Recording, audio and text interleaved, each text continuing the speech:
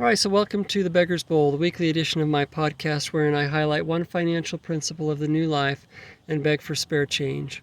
So I'm going to talk about two reasons today why I choose to only ask for 50 cents.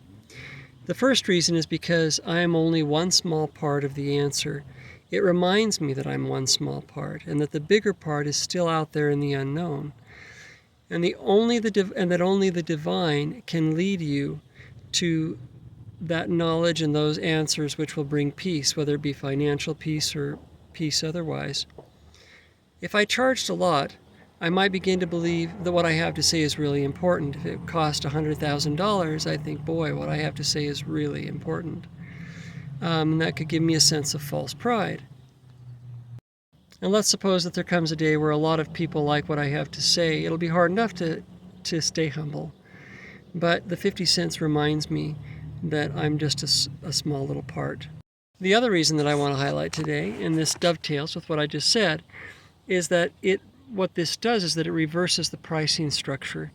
You get to decide how much what I have to say is worth. And that also means I don't have to convince you that you need my coaching or my advice. I'm just casting my bread upon the waters and saying, hey, if you have 50 cents, you could drop it in my hat. This is the opposite of the model that most people have adopted lately, of coaching. Which is that I'm going to charge you quite a bit of money so that I can give you advice. In this instance, I spread the advice and I let you decide. And that seems more in keeping with the way that things should be when it comes to ideas.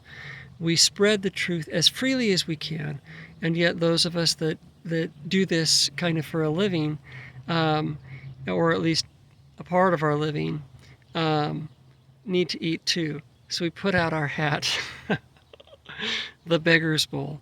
Of course, that goes back to the Buddha, who had Beggar's Bowl, or at least the followers of Buddha.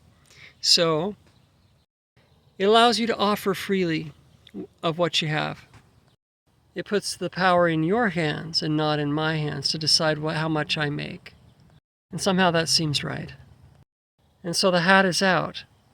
If you find anything that I share on this part of my podcast or any other part of my podcast or my YouTube channel or my website or in the books I write, if you find any of it useful, then I encourage you to look for the links in the description where you can make a donation to the amount that you see fit. So that's it. Thanks and God bless. Bye-bye.